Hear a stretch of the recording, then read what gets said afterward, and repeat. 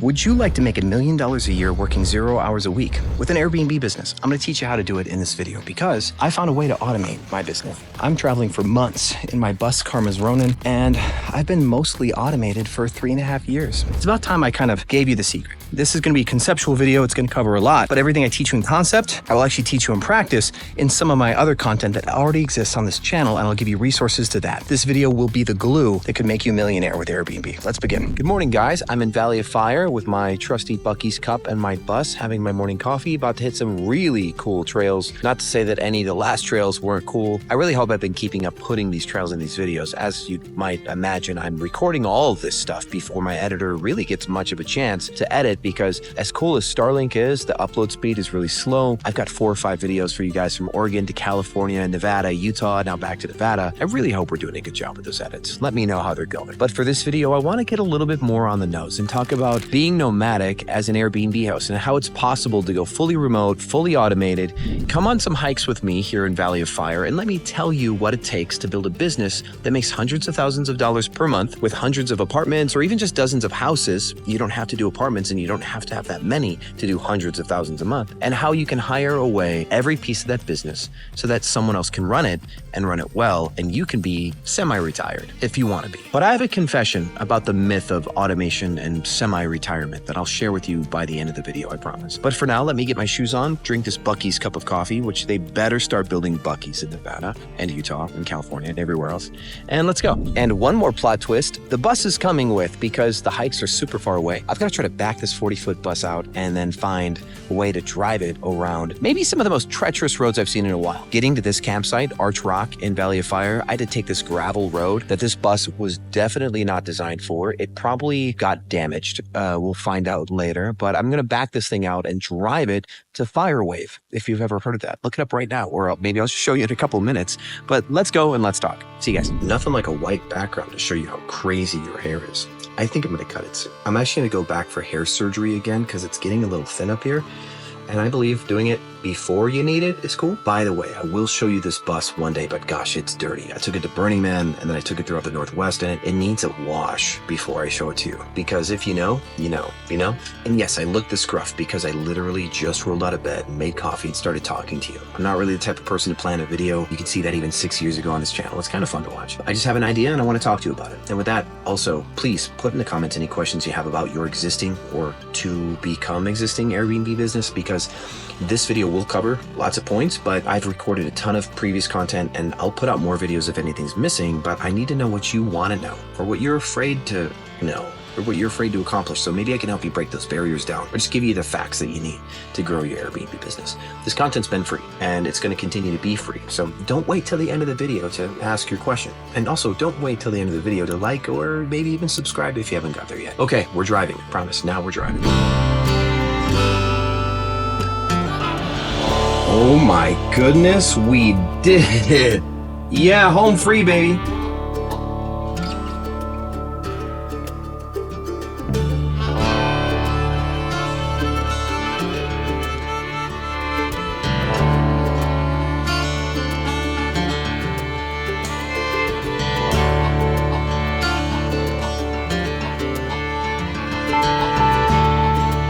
Welcome to the Firewave. The first thing you need to be able to automate an Airbnb business is to have the book smarts. In a way, you need to get in front of every possible scenario before it happens, because you're going to build a business that is prepared for anything. Because when you're automated, you're not going to be there. And one of the main advantages small businesses have is the owner will do anything to win, anything to survive. So an owner-operator can know almost nothing, and all of these challenges will head their way, and they'll fight them off, because effort can beat experience when the owner will put their entire life on the line. This is how I've started most of my businesses, is I've fumbled through almost everything. And I think that's why, in this case, I'm a better Airbnb coach than I was a sales coach 14 years ago, because I was naturally good at sales. I couldn't tell you why, I was just naturally good at it. I was not naturally good at Airbnb. I had no experience in the space, and I had to learn every lesson the hard way. Most of everything that I've taught you is because I've made a direct mistake related to what I'm teaching you.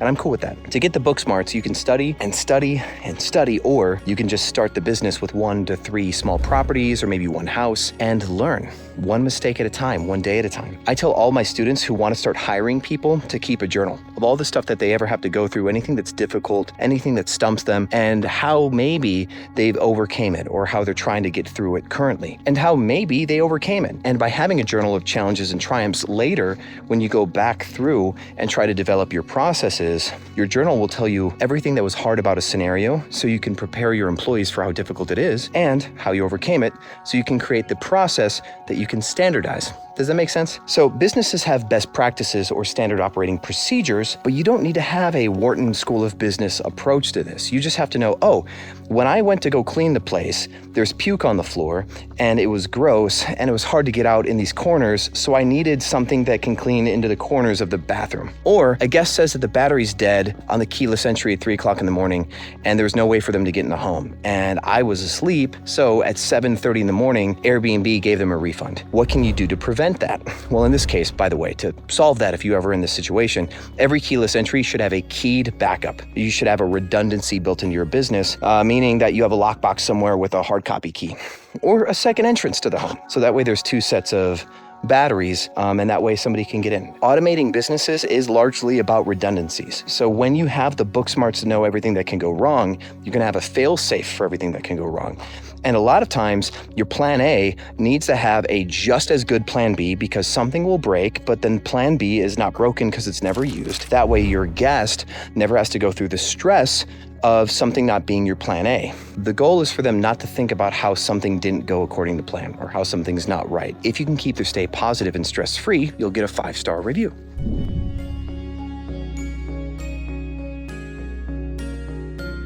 And when we talk about SOPs, obviously the point of that is so somebody else can know what to do. You'll need to find a way to leverage other people and their efforts to do stuff as good as you can do it.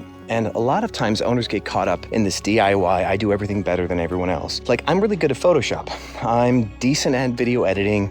I'm great at handyman work and all this other stuff that I've learned along the way. If I hire a person, I'll usually do work better than them. But imagine hiring 10 people who all specialize in their one thing, and you have to do all 10 things, and those 10 people just do their one. Any group of 10 people separated to specialize will always beat you as a generalist when they're a team and you're not. And a lot of owners need to get past this. They're so mad that they can't hire somebody that's better than them, and so they do it themselves. But the truth is that you're gonna get too busy one day, and your work is gonna become below average, and you're gonna wish that you hired somebody 4 months ago and let their learning curve catch up to you over that 4 months. So don't be afraid to hire people who are average. That will slowly get better. Make sure that these processes that you documented are written in a way that normal people can understand them. That's one thing that I had a problem with in my sales business, is because I was so good at sales. The only people who could be good at sales with me were people who had a lot of intellect, because they could really read into what I was doing and interpret what I was doing. See, I was so naturally good at sales, that's how I got good. I saw other people selling, and I was able to copy even the smallest nuances of what they did. But when we hired an average person who could do good at sales, we needed to break it down in crayon relative to my intellect, and I just couldn't connect those dots. As you see in some of my pricing strategy videos, I still suffer with this. I'm such a brain that I skip a lot of the basics in pricing strategy. So I've had to go back to the drawing board and redo videos at a very basic level for my students to help them catch up with the 101, because I can teach some of this stuff at the highest level, but there's still a couple things that I was just so natural at, I kind of forget to bring it down to the bottom. And you need to do this with all of your employees, your housekeepers, your VAs, your handymen, everything. It has to be simple for an average person, because if you build a business that has to be run by amazing people, you will never be able to hire people, because amazing people have already been hired. You need to be able to hire average people and run a great business on average effort. And that's absolutely possible in this industry. There's nothing amazingly hard about this, for the most part. I'm gonna be real, this fire wave is super cool. I'm gonna try to find some drone footage of it, because it's really hard for you to see from just some camera how amazing this place is. It's awesome. So if this is where you're at, trying to train people, hire people, leverage their time, trying to get good results out of people that aren't yourself, what I recommend is you first do things yourself at the beginning, just for the sake of learning and being able to connect to people when they're new in that role. Anything that you do, you need to try to remember, what is it like when I first learned this? What's it like to be new to this task? And then try to relate to your people when you hire them. I've got different videos on hiring. That's another thing. You can really specialize on how to really create a good hire through good training materials, good company company culture, indoctrination, really selling the dream of your business, all that. Go there too. There's actually an old school YouTube channel called Armin Trost. That's his name. He's a professor out of Europe that teaches human resources. Highly recommend him. That's actually where I learned human resources over a decade ago. Hopefully it's still around. But then spend a lot of time with your people. Train your people by spending time with them. Don't just give them some manual and kick them into the field and expect them to clean and do VA work while you're off sipping Mai Tais on the beach 2 weeks later. When you're new to hiring people, you need to spend months with your new people to look for every crack in your system, because new people will screw stuff up and it's going to be your fault because you did not train them to be perfect. Right? It's your company, it's your job to get the best results out of your people. So build your stuff to be simple, but then be there anyway. And the good thing about this is when people have a relationship with you, because not only did you train them, but you've been spending a lot of time with them, you get lunch with them, all that, they're more loyal to you. That's another thing that small businesses have that corporations don't, is they actually have good relationship with their staff. This is going to help you down the road. You will then need to replace yourself, and you'll need to teach a manager to do this same exact thing, to build relationship with the staff. Because if your manager is more hands-off than you, you're going to get problems that you never had while you were a hands-on leader.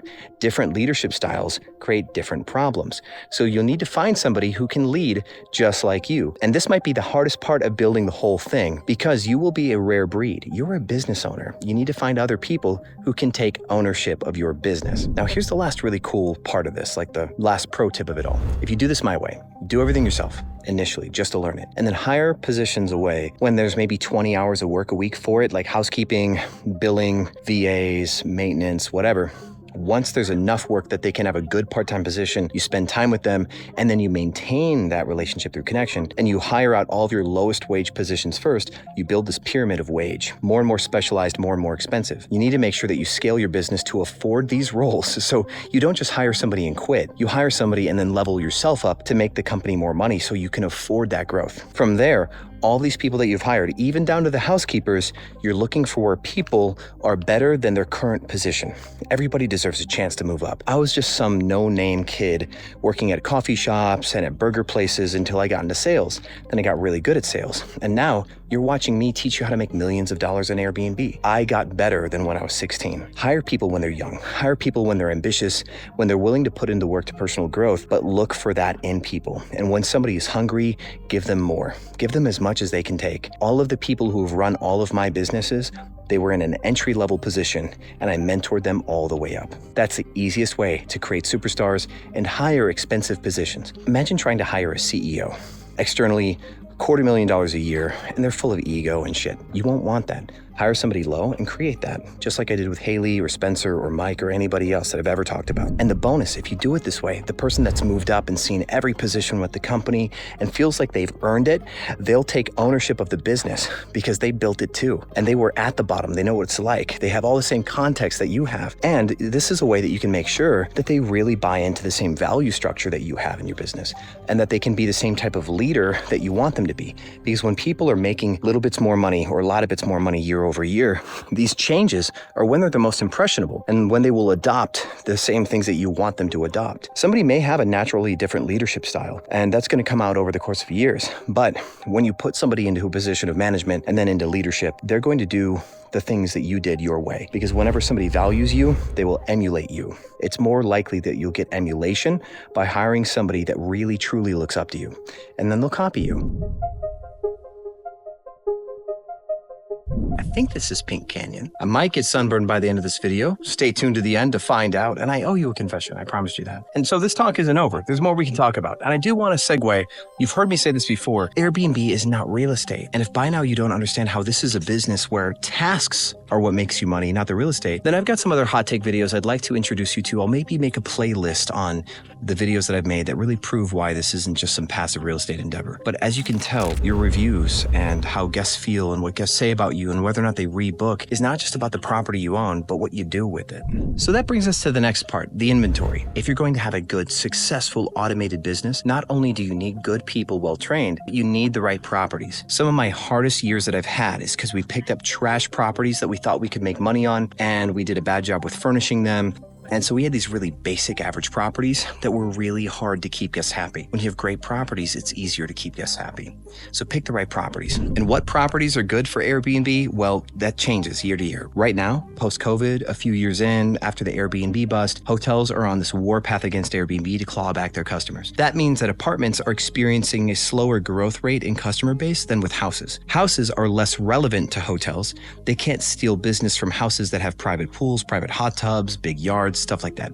They've got a more unique value proposition. So good properties now are either one, like super experiential, eclectic properties that hotels can't recreate, like one-of-one properties with like really cool design or really cool architecture, or just bigger properties where groups of people can stay. That's what's safe right now. But I think this is all cyclical. If you do apartments in a lot of cities, that's still cool. I have plenty of them. City to city, this also changes. Good systems, good cost reduction, good cost control would ride you through what I believe to be less optimal cycles. There will always come times where there is less supply or more demand. Apartments get to take advantage of that.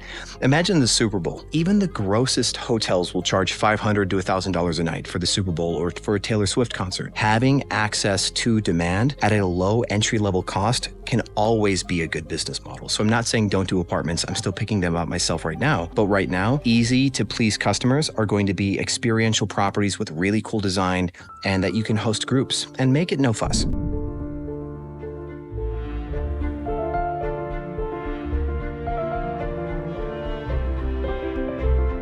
And for more on furnishing, design, decor, and market research, I've got two separate free playlists. One on market research, one on design. They'll both be down in the description, or just click on my icon where my face is or my name is and go to my playlists section. There's a whole free course on everything Airbnb. And then I've broken down free playlists for pricing strategy, decor, selling landlords, market research, all of it. I decided to make these free playlists so that way all of you who are at different phases in your Airbnb journey can learn exactly what you need to know without having to watch all of my content. Some of you only care about pricing strategy. You're probably not watching this video if that's true.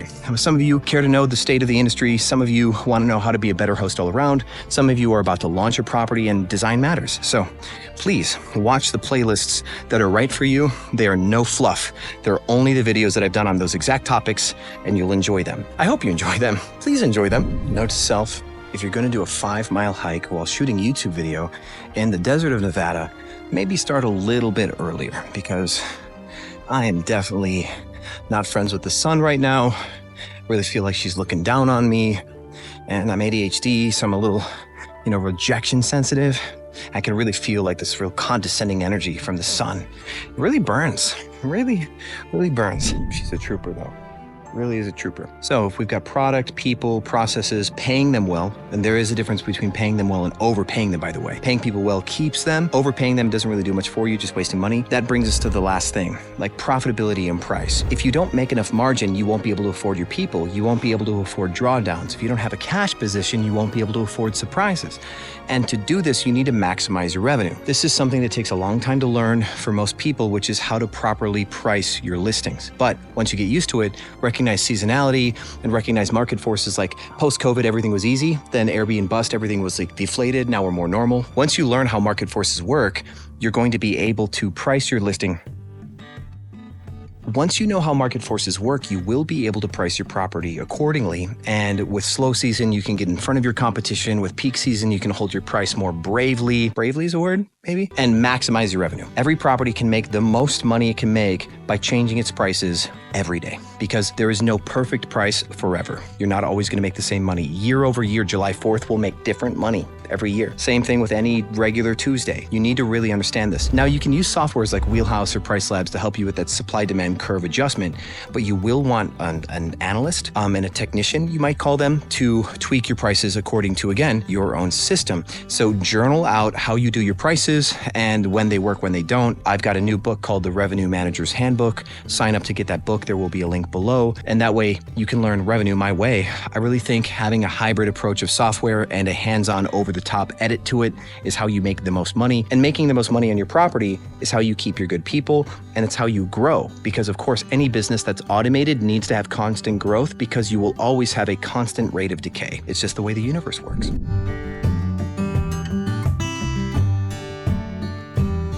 And this will lead you to a really cool truth. You're not the best at everything. It's going to be nearly impossible to be the best at everything. You can max out on something at one point and then shifting it good to something else, but maintaining it across 7 or 8 different parts of business, it's really tough. So recognize that other people will be better than you eventually if you let them be. And recognize that sometimes you'll need an expert who knows more than you in an area that you didn't train yourself, because maybe you don't get to be the best at revenue before you hire an expert. That's why I coach revenue management. That's why I coach sales to pick up properties. That's why I have an interior design coach and an accounting coach in Cracking Superhost, because that's not me. I'm not the best at it. I'm really good at being creative. So between the designer and I like to believe we make a great team, but God, she's a great designer. Without her, I'd probably only be half of a coach. By the way, we have 7 coaches in Cracking Superhost because I believe you need experts in all their areas. So anybody in Cracking Superhost gets direct access to all 7. You need the best of the best in all categories. And a business has at least 7 different categories or 7 different pillars, as you can see from an old video at least like 4 or 5 years ago. I should actually link that in the corner here so you can watch that one next. And if you want to learn about Cracking Superhost, send me a DM on Instagram. Thank you so much for watching this video all the way through to the end. I'm looking forward to showing you the rest of the world and teaching you Airbnb. I'll see you on the other side. Oh wait, bonus confession about the semi-retirement thing. This is fun. I feel like it's the end of a Marvel movie. Here's like a little post-credits scene. You most likely will fall in love with doing. The process. If you're going to be a good business owner, good entrepreneur, sorry, I'm going to be super evangelical about the way that I see it. Falling in love with the process, being curious, being passionate, accomplishing things, and kind of loving that journey of starting over again and climbing another mountain, metaphorically speaking, you'll love that so much that even if you could completely automate a business, you're not going to quit. You may quit that business and let it run, but you're going to pick up something else. You're always going to be chomping at the bit to find your purpose in life. And when I first automated my business over 3 years ago, I had what I call a crisis of purpose. I was like, nobody needs me anymore. Nobody's calling me. What do I do? And I realized that's because I need to have purpose. And because of my trauma as a kid, I felt like I needed to constantly be providing value. Otherwise, I'm a piece of shit. Pardon my French. Sorry, families. But that's the way my mom made me feel. And it's a real sad upbringing. So I still deal with that. And that's why you'll see I was such a weirdo in my earlier videos. I was constantly trying to teach you guys stuff, but at the front end of all my videos, I'm like, oh, I'm the very best. I'm gonna prove to you I'm the best and then teach you something. Because I was validation seeking big time, because I was traumatized as a kid. And I'm growing as an adult. Hopefully you guys get to see that over the course of the years. If you're like me at all, and like other entrepreneurs that I know, you will love building, growing, creating legacy, living out your purpose, teaching people stuff, creating jobs, whatever, expressing yourself through enterprise. You'll love it so much that even though you could quit, you won't. And I want that for you. I want you to fall in love with the ways that you make money, the way you make the world a better place. I want those 2 things to be the same thing. Thanks again, and I will see you on the other side.